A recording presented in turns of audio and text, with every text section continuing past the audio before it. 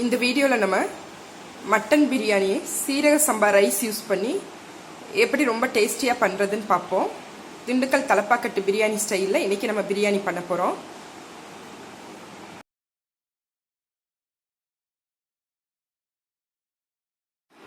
இந்த பிரியாணி செய்ய இன்றைக்கி நான் சீரக சம்பா ரைஸ் எடுத்திருக்கேன். ஒரு 1/2 kg அளவுக்கு சீரக சம்பா ரைஸ் எடுத்திருக்கேன். அதாவது நம்ம கிளாஸில் பார்த்தோம் அப்படின்னா இந்த கிளாஸில் 4 கிளாஸ் அளவுக்கு அந்த அரிசி வரும். இதை நல்லா வாஷ் பண்ணிவிட்டு நம்ம ஒரு 20 நிமிஷம் இந்த ரைஸை ஊற வச்சுருவோம்.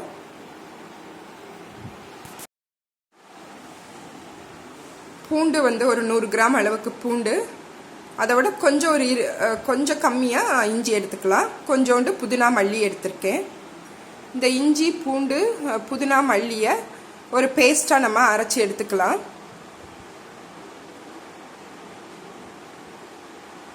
நான் இப்போ செய்கிற அளவு 5 பேர் தாராளமாக சாப்பிட்லாம். கொஞ்சமாக புதினா மல்லியை போட்டு அரைச்சி எடுத்துக்குவோம். பிரியாணியில் கொஞ்சம் பட்டை, கிராம்பு, நட்சத்திர சோம்பு, ஏலக்காய், ஜாவித்ரி, மராத்தி மொக்கு, பிரிஞ்சி இலை, சோம்பு இது எல்லாமே இந்த அளவில் எடுத்துக்கிட்டு நம்ம பிரியாணி மசாலா பொடி பண்ணி எடுத்தாச்சு. இப்போ 3 மீடியம் சைஸ் பெரிய வெங்காயத்தை இந்த மாதிரி நீல வாக்கில் கட் பண்ணி எடுத்து வச்சுருக்கேன். 2 மீடியம் சைஸ் தக்காளி கட் பண்ணி வச்சுருக்கேன். கொஞ்சம் புதினா மல்லி கட் பண்ணி வச்சுருக்கேன். 2 டீஸ்பூன் அளவுக்கு மிளகாய்த்தூள் எடுத்திருக்கேன். 100 கிராம் அளவுக்கு கெட்டியான தயிர் எடுத்து வச்சுருக்கு. இப்போ நம்ம 1/2 kg ரைஸ் யூஸ் பண்ணுறதுனால 1/2 kg மட்டன் க்ளீன் பண்ணி கழுவி எடுத்து வச்சுருக்கேன். பிரியாணிக்கு தேவையான எண்ணெய், அப்புறம் நெய் எடுத்துருக்கு. குக்கரில் தான் இந்த பிரியாணி செய்ய போகிறேன். அதனால் குக்கரை ஹீட் பண்ணிவிட்டு 4 டேபிள் ஸ்பூன் அளவுக்கு ஆயில் சேர்த்துக்கலாம். 2 டேபிள் ஸ்பூன் அளவுக்கு நெய் சேர்த்துக்கலாம்.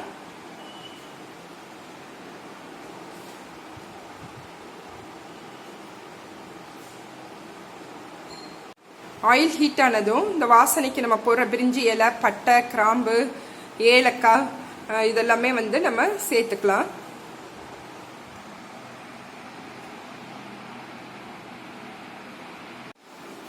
இப்போ கட் பண்ண வெங்காயத்தை நம்ம சேர்த்து நல்லா கொஞ்சம் ப்ரௌன் கலராக வர வதக்கிடலாம். எப்பயுமே பிரியாணிக்கு வெங்காயத்தை கொஞ்சம் நல்லா பொன்னிறமாக வர அளவுக்கு நல்லா வதக்கிடணும். அதுதான் டேஸ்ட்டு கொடுக்கும். இந்த எண்ணெயிலே நல்லா வதக்கிடலாம்.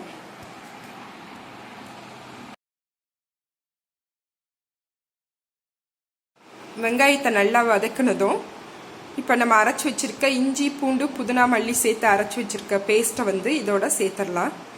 சேர்த்து அதையும் நல்லா வதக்கிக்கலாம்.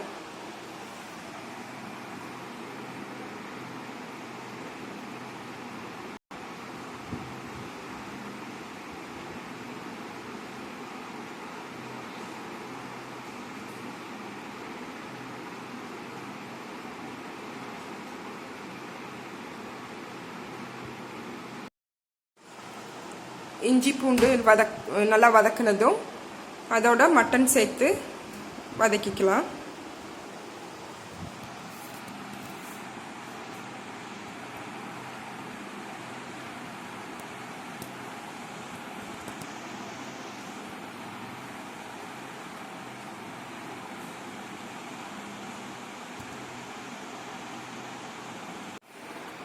மட்டன் ஓரளவு வதங்கினதும் அதோட கட் பண்ணி வச்சிருக்க தக்காளியை சேர்த்து வதக்கலாம்.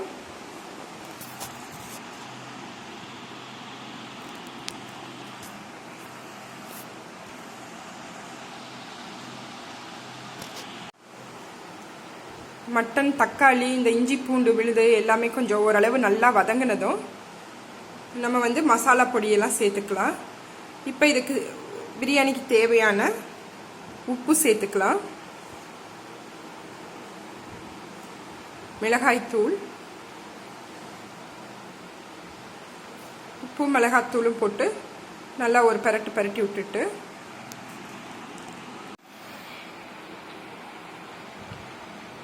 இப்போ பிரியாணி மசாலா சேர்த்துக்கிறேன். சேர்த்து நல்லா வதக்கிடலாம்.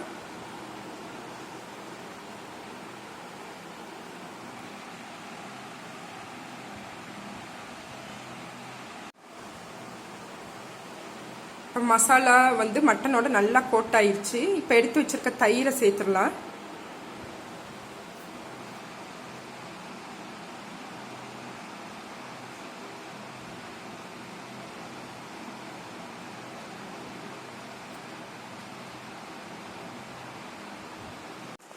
இப்போ பிரியாணிக்கு தேவையான தண்ணி சேர்க்க போகிறோம். சீரக சம்பா ரைஸுக்கு 1 கிளாஸுக்கு 2 கிளாஸ் தண்ணி சேர்க்கணும்.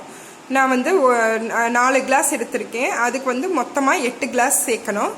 இங்கே வந்து நான் 7 கிளாஸ் அளவுக்கு தான் தண்ணி சேர்த்துருக்கேன். ஏன்னா 1 கப் தயிர் எல்லாம் சேர்த்துருக்கனால அதில் வந்து 1 கிளாஸ் கம்மி பண்ணியிருக்கேன்.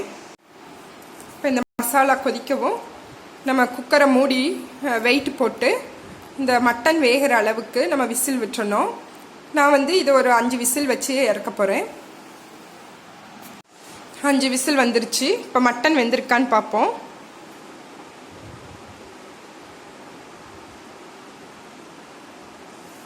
எனக்கு 5 விசிலில் மட்டன் நல்லா வெந்துருச்சு.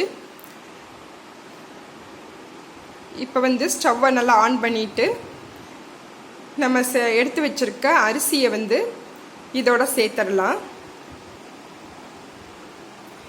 தண்ணி வந்து நான் 1 கிளாஸ் ஏன் கம்மியாக சேர்த்தேன் அப்படின்னா, கொஞ்சம் வந்து பிரியாணி உதிராக வரணுன்றதுக்காக.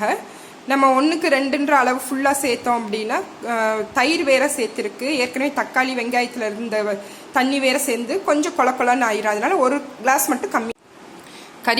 கறி வேக வச்சு எடுத்துட்டோம். அதுலேயே வந்து ரைஸை சேர்த்துருக்கோம். இப்போ ரைஸ் வந்து கொஞ்சம் கொதி வர ஆரம்பித்ததும் குக்கர் மூடி போட்டு விசிலும் போட்டுட்டு ஸ்டவ்வை வந்து நல்லா லோ ஃப்ளேமில் வச்சு ஒரு 25 நிமிஷம் வந்து நம்ம அப்படியே லோ ஃப்ளேம்லேயே விட்டுறணும். விட்டுட்டு அந்த கொஞ்சம் ஒரு 5 மினிட்ஸ் கழித்து வந்து நம்ம அந்த இதை ஓப்பன் பண்ணி பிரியாணியை கிளறி விடணும். அப்படியே தம் போட்ட பிரியாணி மாதிரியே அடி பிடிக்காமல் நல்லா வந்து வந்திருக்கும். இப்போ நான் கட் பண்ணி வச்சுருக்க புதினா மல்லி கொஞ்சம் சேர்த்துட்டேன். 20-25 நிமிஷம் வந்து லோ ஃப்ளேமில் வச்சு எடுத்தால் நம்மளோட மட்டன் பிரியாணி, சீரக சம்பா மட்டன் பிரியாணி வந்து சூப்பராக ரெடி ஆயிரும்.